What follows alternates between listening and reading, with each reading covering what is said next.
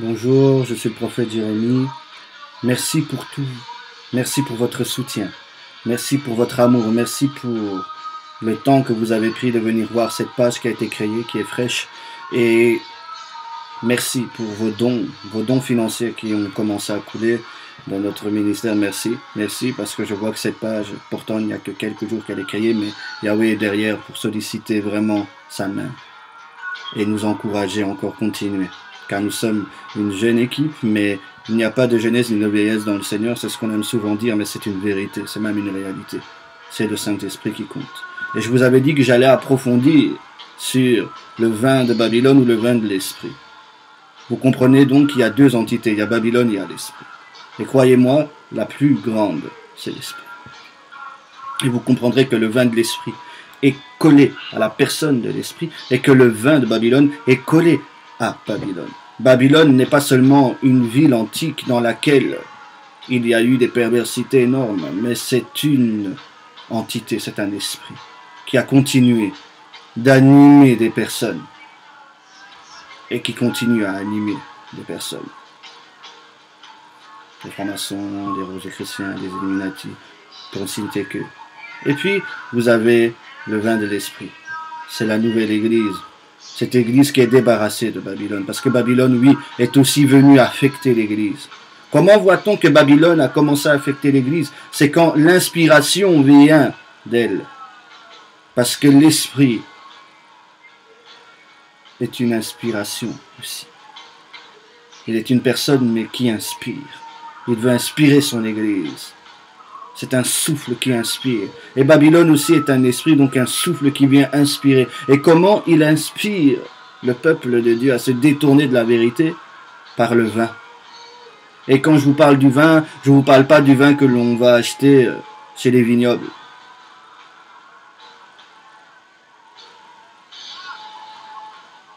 N'oubliez pas que l'église est une vigne et que Christ va récolter son vin. Mais quand on vous parle du vin, ce n'est pas le vin là que l'on boit, mais c'est un vin spirituel, un vin prophétique. Et ce vin coule de l'autel qui est la croix. L'autel qui est la croix. Car Zacharie nous dit que la génération qui arrive sera une génération qui fera du bruit. Elle sera bruyante, elle sera bruyante. Et elle sera remplie des coins de l'autel. Remplie des coins de l'autel. Rempli de ce sang qui a coulé sur l'autel. Et le seul sang pour nous qui a coulé, c'est le sang du Christ. Ce sang qui est notre vin, qui est notre inspiration. Parce que dans le sang, nous dit Lévitique, il y a l'âme de toute chair. Il y a la vie. Donc dans le sang de notre Christ qui a coulé sur cet autel et qui nous remplit, il y a le vin de la vie et de l'âme de Christ. Tu peux maintenant marcher dans l'âme de Christ. C'est-à-dire avec ses sentiments, ses expressions, avec son intelligence, avec cette vie qui est dans ce sang. C'est ce sang-là, qui n'est pas utilisé comme un gris-gris spirituel qu'on invoque sur tout et n'importe quoi, mais qui est une réalité. Le sang de Christ est une réalité. Il exprime sa personne, il exprime son œuvre. Il est une vie, il est un témoin. On dit que le sang de Christ est un témoin. Il témoigne. Et je voudrais que ce sang commence à témoigner dans ta vie maintenant et sur cette vidéo. Que ce sang puisse commencer à prouver qu'il est réel et qu'il enivre, qu'il inspire et qu'il te délivre du vin de Babylone. Car le vin de Babylone a inspiré plus que le vin de l'esprit. Les gens maintenant sont coachés, sont collés, sont formés par Babylone. Babylone exprime la légèreté, exprime le système, exprime que l'homme passe avant Dieu. C'est l'humanisme, c'est l'homme qui passe avant Dieu. C'est l'homme qui a ses besoins et Dieu va y répondre. Mais laisse-moi te dire une chose, dans l'église de l'esprit, dans l'église qui est soumise au vin de l'esprit, c'est la personne de l'esprit, c'est les désirs de l'esprit, c'est Christ. L'esprit véritable qui règne, qui est maître, et c'est ses désirs qui sont exaucés. Tu réponds à Dieu, tu réponds aux désirs de Dieu dans cette église-là. Donc vous verrez qu'il y a deux églises, une église qui a été séduite par Babylone et qui va continuer dans la profonde séduction que Christ a annoncée. Et puis il y a cette église qui va sortir du lot, qui sera combattue, persécutée, mais qui va avancer avec la vérité, avec le véritable leadership, avec la véritable vie du corps, avec la véritable gloire qui lui a été promise, avec les véritables miracles qui doivent monter avec elle. Car je crois que cette Église manifestera des choses qu'on n'a pas vues, qu'on n'a pas entendues et qui ne sont pas montées au cœur de l'homme. Des choses invisibles mais qui sont préparées d'avance et qui vont être embrasées par cette Église.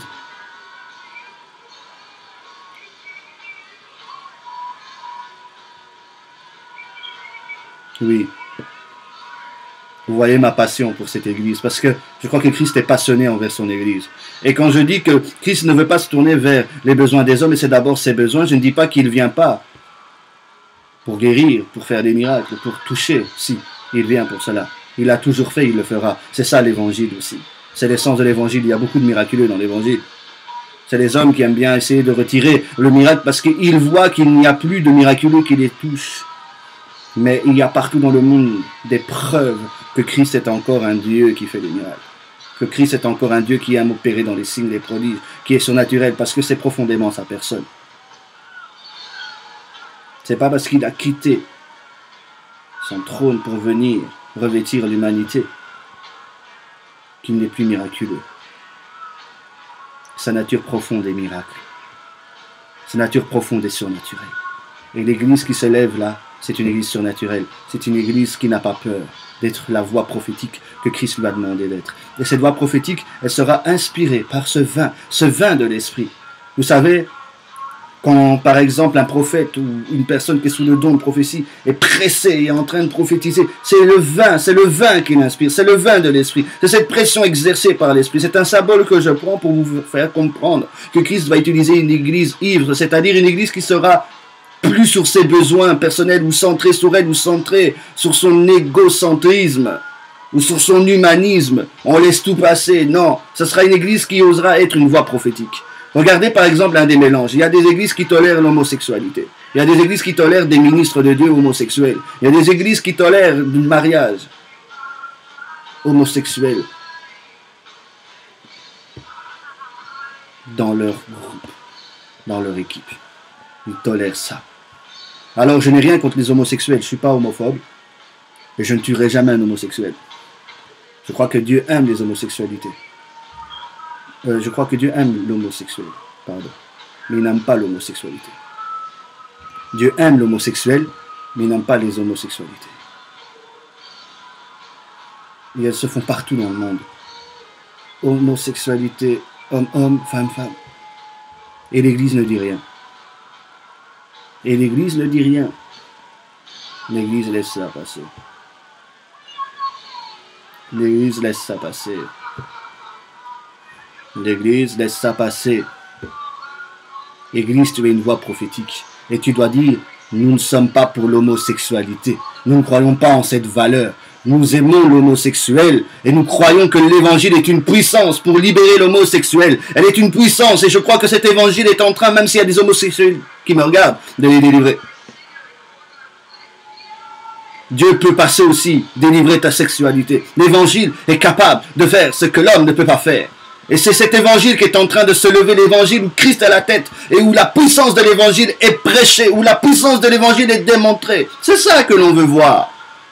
Et dans cet évangile de puissance, de démonstration et de gloire, l'homosexualité est touchée et elle est renversée et elle est de nouveau hétérosexualité.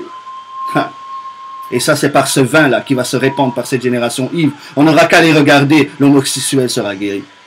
Elle n'aura qu'à passer dans un lieu et tous les esprits devront se courber et reconnaître que l'esprit du Seigneur est au-dessus de toutes choses. Il est la tête de toutes choses. Et dans cette église de Babylone, il y a plein de mélanges, il y a des systèmes. Et l'homme est devenu le Dieu que l'on vénère. Je crois en la puissance des hommes de Dieu. Et je crois que Dieu va y lever des hommes et des femmes de Dieu puissants, remarquables, qui seront des modèles. Pourquoi? Parce que Christ sera tellement en eux qu'on pourra les imiter, comme Paul. Imitez-moi. Christ était tellement en lui qu'on ne pouvait pas dissocier Christ de lui. C'est ça aussi le vin. Quand il t'affecte, il est en toi et tu es un avec lui et lui est un avec toi. C'est comme ce beau mystère de la grenadine et l'eau. Vous voyez, l'eau, c'est une particule simple et vous voyez, la grenadine, c'est une particule simple. Mais quand elles se mettent ensemble, Au départ, on voit que ça se mélange et puis c'est devenu une même source. Et c'est ce que Christ veut faire avec toi parce que tu es une même plante avec lui. Il veut te faire devenir un. Et c'est ça aussi, cette génération de l'extase qui s'élève. C'est une génération qui a compris que l'union avec le Seigneur, la relation avec le Seigneur, c'est ça qui va faire déborder la gloire de Dieu. C'est une génération qui a compris qu'elle doit entendre la voix de Dieu pour être une voix prophétique dans sa génération, dans sa nation. Et je bénis les serviteurs et les femmes de Dieu qui se lèvent en France contre l'homosexualité. Et je pousse tous les ministères qui me connaissent, et même ceux qui ne me connaissent pas, ou ceux qui écouteront cette caméra qui est en train de me filmer. Je vous le dis, soutenez, priez. Parce que regardez que c'est un mouvement qui est en train d'essayer de se lever. Et Christ nous avait prévenu, la génération sera de plus en plus perverse. Mais toi, tu peux décider d'influencer ta génération. Tu peux décider de marquer ta génération comme Daniel, qui n'a pas voulu se souiller avec les mets et les vins du roi de Babylone. Vous voyez, c'est de là où j'ai pris le vin de Babylone. Donc cette génération sera soit inspirée, animée du vin de Babylone, c'est-à-dire une génération qui aimera Dieu mais qui est mélangée. Ils aimeront le plaisir au-dessus de Dieu. C'est ça aussi que représente le vin, le plaisir. Et puis, il y a l'autre qui sera animé du vin de l'esprit, ce sera l'esprit qui sera leur plaisir. C'est Dieu qui sera leur plaisir. Ils feront de Dieu leur plaisir. C'est en Dieu qu'ils auront leur plaisir. Tu cherches peut-être un plaisir ailleurs, dans ta sexualité, dans le vol, dans des péchés quelconques. Mais laisse-moi te dire, cette génération va te prouver. Cette génération qui est en train de se lever, que ce soit des femmes, des hommes, des vieux, des jeunes, des enfants. Oui, ils sont en train de se lever partout dans le monde, avec cette incarnation, avec cette révélation, avec cette démonstration, avec cette manifestation, laquelle que Christ a vaincu le péché, que Christ a vaincu le monde, que Christ a vaincu toutes les formes de sphères de ténèbres. Et la lumière va briller, elle va prévaloir sur les ténèbres, parce que les ténèbres ne prévaudront pas contre sa sainte église. Et cette sainte église est en train de se lever. Et qu'est-ce qu'il y a aussi comme caractéristique dans l'église de Babylone, dans le vin de Babylone? Il y a une caractéristique qui est très forte. Il y a plusieurs têtes sur ce corps. Mais dans notre corps, là où l'esprit est, où il y a le vin de l'esprit, il n'y a qu'une tête. Vous voyez la différence? La seule tête, c'est Christ. Alors tous les leaders qui sont dans le vin de Babylone, ils essayeront de prendre la place du Saint-Esprit. Mais les leaders qui sont dans le vin de l'Esprit laisseront l'Esprit, le ministère de l'Esprit, travailler en eux, car l'Esprit est plus fort pour révéler Christ que nous. Il nous demande de devenir juste des bons receveurs. C'est ça qui manque à l'Église. L'Église veut donner, mais elle n'a pas appris à recevoir. Il faut maintenant que tu reçoives ton roi. Il faut que tu reçoives le ministère de l'Esprit. Il faut que tu reçoives la voix de Dieu dans tes oreilles, afin que maintenant tu deviennes une voix prophétique. L'Église devient une voix prophétique. Pas une voix mélangée avec toutes sortes de discours, les discours humanistes, les discours psychologiques. Et je crois qu'il faut écouter les hommes, qu'il faut les délivrer, qu'il faut faire toutes ces choses, et c'est le Saint-Esprit qui fait ça au travers de glorieux ministère. Et je bénis Dieu pour cela. Mais je ne crois pas que l'Église psychologique va régner encore longtemps. Parce que la psychologie enlève la puissance de la croix. Je crois que la croix est plus puissante.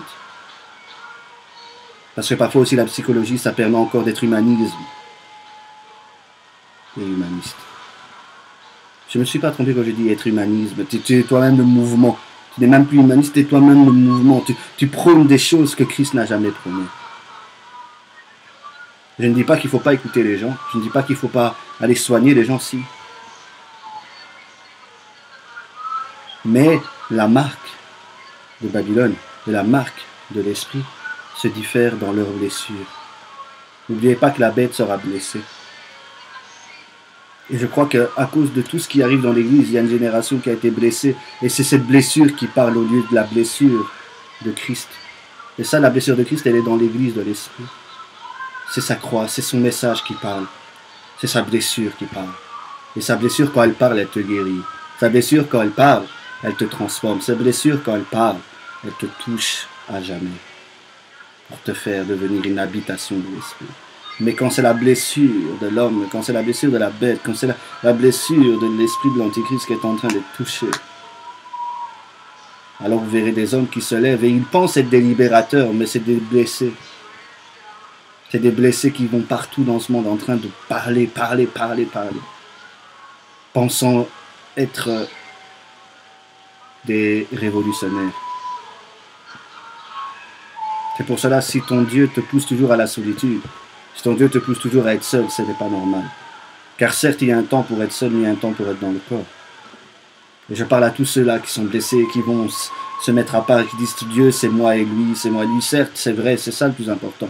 C'est la relation entre toi et Dieu. Mais n'oublie pas que Dieu veut aussi que tu aies une relation avec le corps.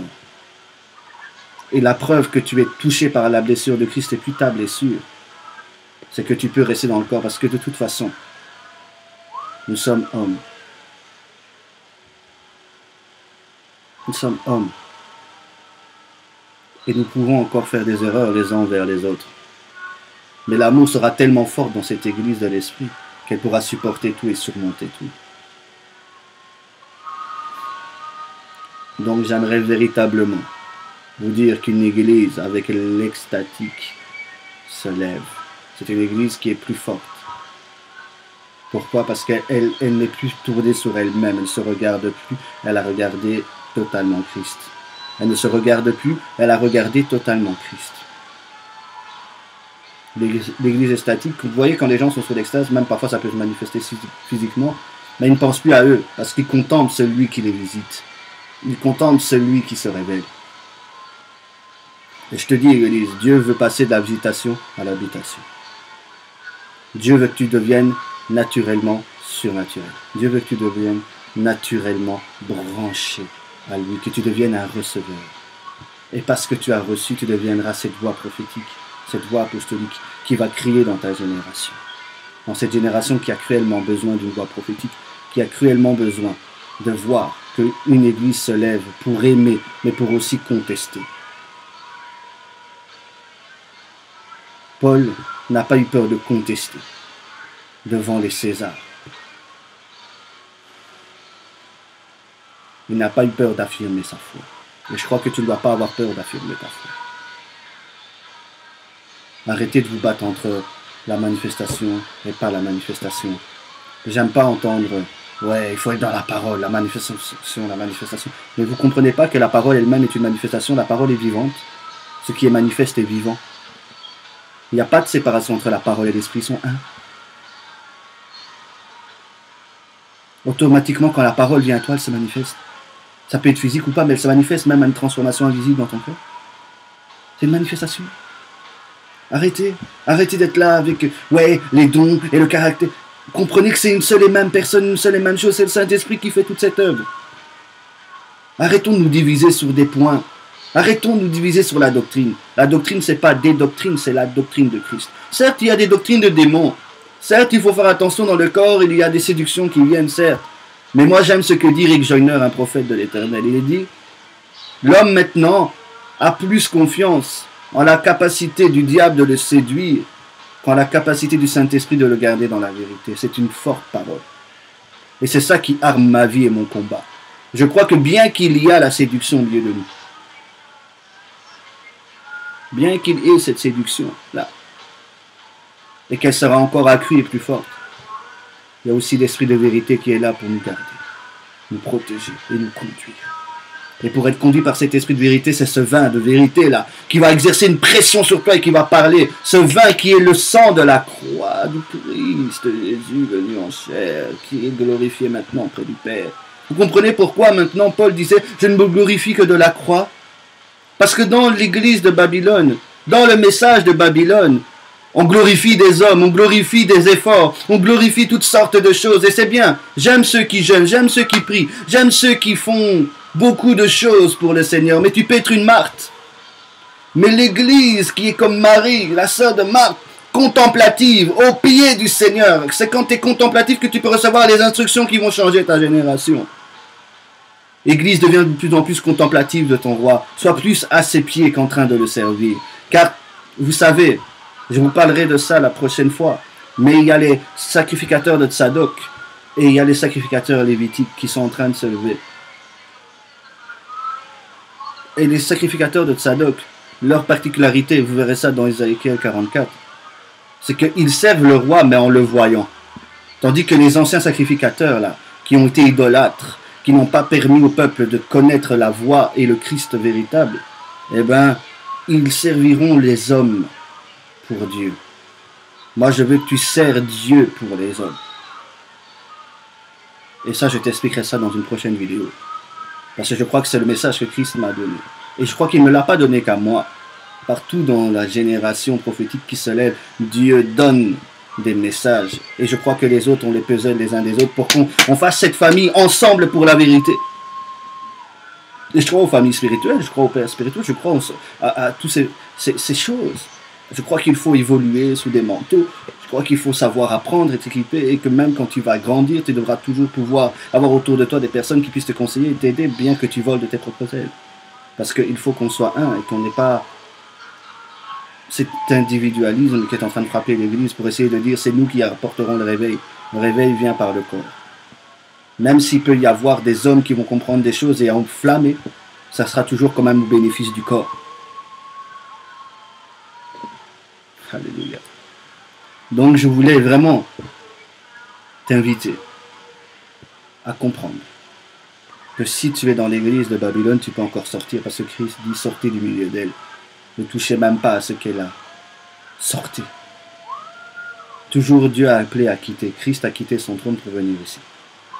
Il a quitté sa divinité pour devenir homme. Abraham a quitté Ur en Chaldée pour aller vers la terre promise de Christ. Tous les grands de ce monde essaieront de vous attirer de plus en plus à l'humanisme, à la tolérance, à ne pas parler, à comprendre. Mais l'Église a toujours été l'Ève qui doit parler de l'instruction d'Adam. Adam instruisait Ève. Adam pour nous c'est Christ, Ève c'est l'Église. Et l'Église est instruite par la voix prophétique de son Seigneur. Et cette voix prophétique va commencer à tonner dans toutes les nations. Chez des enfants, chez des femmes, chez des hommes, chez des vieux, des adultes, des jeunes. Ils sont en train de se lever prophétiquement, apostoliquement, pour faire le changement. Ce changement qu'ils ne viendront pas faire par eux-mêmes. Parce que je vous ai dit, dans Babylone, on cultive la loi de l'effort. Mais dans l'église de l'esprit, on cultive l'effort que Christ a fait. Et c'est dans cet effort-là qu'on se met. Je n'ai pas dit pour cela qu'il faut rester les bras croisés, non. Je te demande de devenir quelqu'un qui arrive à recevoir, parce que tu verras que c'est plus facile d'essayer de faire quelque chose pour plaire à Dieu que de recevoir déjà ce qui a plu à Dieu, Christ. Oh yes! Et je crois que Christ, c'est cela qu'il cherche. Une église qui s'appuie sur son effort. Et j'espère que tu me comprends. J'espère que tu ne vas pas interpréter mes mots. Je ne te pousse pas à la fainéantise spirituelle.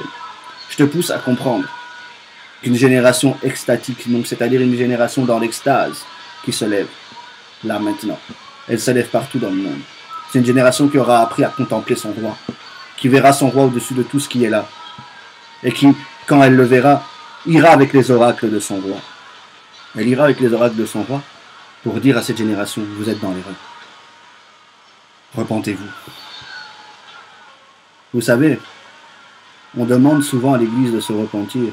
Mais si on reste au message de la repentance dans l'Église, on n'a rien compris parce qu'il y a encore la viande qui doit venir, il y a l'agneau qui doit venir, et l'agneau se bouffe entièrement. Ça se mange entièrement. On ne doit pas rester que dans le message de la repentance.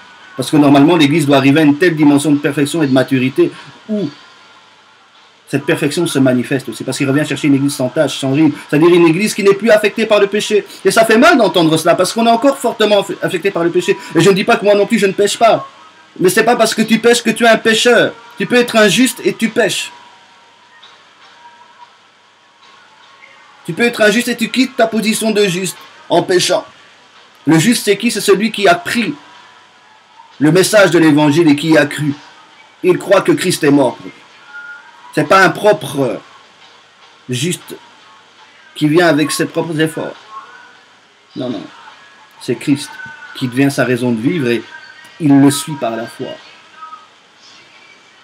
C'est ça ce juste-là. Il ne s'appuie pas sur ses efforts, mais il s'appuie sur le tout est accompli de Christ.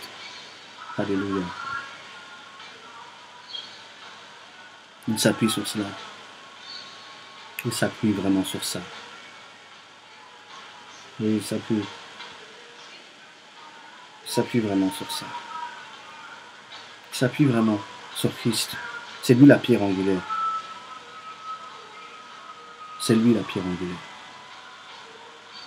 Vous verrez un grand mouvement de leadership se lever, des hommes qui pèteront le peuple comme des bergers avec le cœur de David. Et David savait s'abaisser et il savait quand il devait aller au combat. Et croyez-moi, le combat là, dans lequel nous sommes, c'est un combat déjà qui est vaincu. D'avance, le diable est déjà vaincu. C'est un combat dont tu sais d'ici. C'est comme un match en différé. Où tu regardes et tu sais déjà quand on va marquer. Alors j'aimerais qu'on gagne là maintenant. Parce qu'on a déjà gagné. Et pour qu'on gagne, il faut qu'on nous comprenne qu'on ne doit pas être dans cette église de Babylone qui essaie de cultiver la loi. Vous savez, le diable arrive à toucher le peuple par la loi. Parce qu'il connaît bien la loi, car il est proche de la loi. Parce que l'arbre de la connaissance du bien et l'arbre de la connaissance du bien et du mal qui signifie la loi, qui la symbolise, ben ça parle du bien et du mal. Donc il connaît bien ça, parce qu'il a mangé tout ça. Et il l'a fait manger à l'homme. Et l'homme préfère aller par sa force toucher Dieu, alors que Dieu est venu vers toi par son Fils. Il t'a donné un chemin pour l'atteindre sans difficulté. Mais l'Église doit sortir aussi de tous ces messages seulement que de la repentance. On doit arriver dans cette perfection que Christ est tendue. Nous tendons vers, mais elle est déjà là. Cette Église qui est au-dessus du péché, au-dessus du monde, qui pourra être une voix prophétique parce qu'elle ne sera pas touchée par ce qui est dans le monde. Elle n'aura pas ce mélange. Et c'est ça ma source, c'est ça mon rêve. C'est ça, et c'est pour cela que je me bats. Parce que moi-même, je veux manifester cette réalité. Et je veux l'incarner. Alors aujourd'hui, vous voyez un peu plus le message que Christ nous a donné. Nous, c'est pour ça que Yahweh est notre justice, parce que nous croyons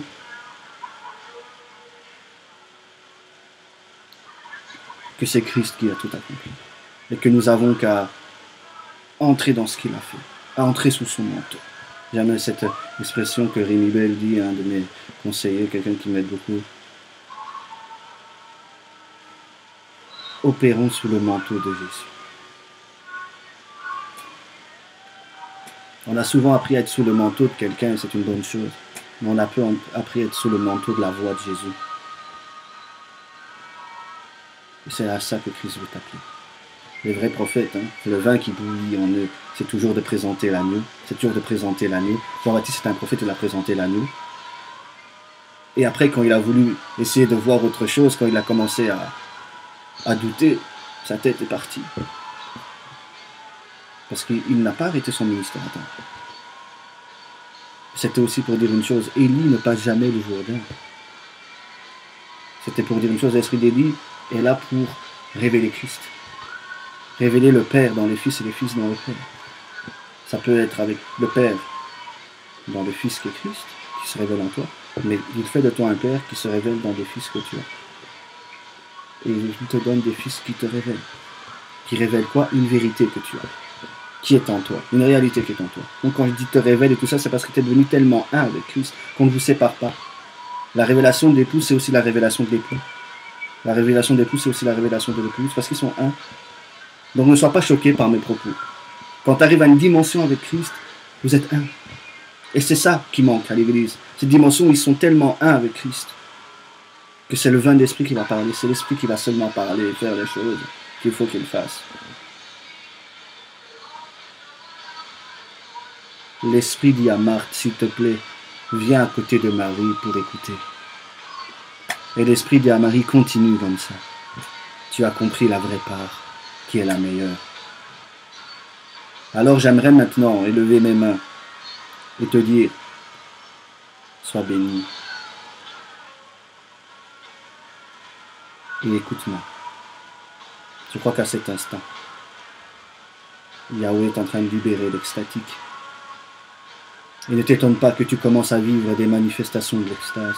Ne t'étonne pas que tu commences à avoir soif de Yahweh. Ne t'étonne pas que tu commences à avoir soif de méditer l'Écriture et de devenir l'incarnation et la révélation, la démonstration, la manifestation de l'esprit de la parole, de l'esprit de Christ.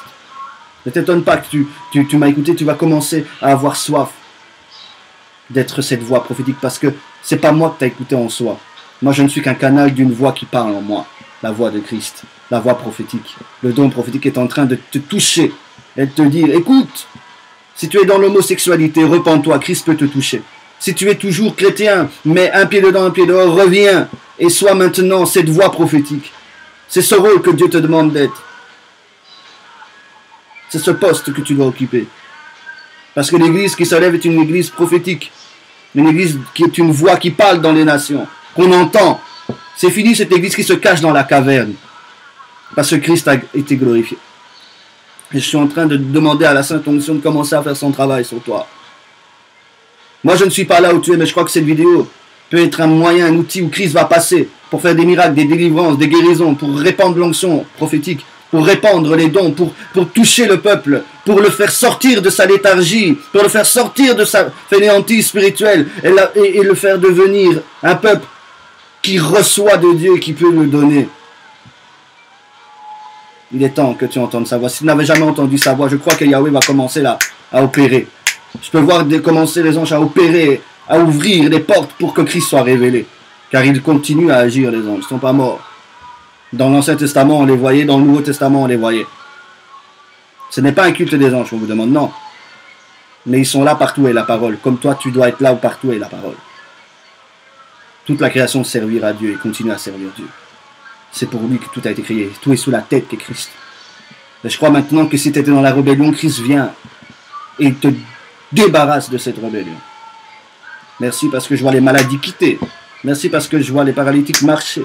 Merci parce que je vois des choses glorieuses qui commencent à arriver dans la vie de ces gens qui ont écouté cette vidéo. Je crois que ton ciel est ouvert parce qu'il a été ouvert il y a 2000 ans. La prochaine vidéo arrive. Mais la chose qui est importante, sois en Christ et deviens sa voix.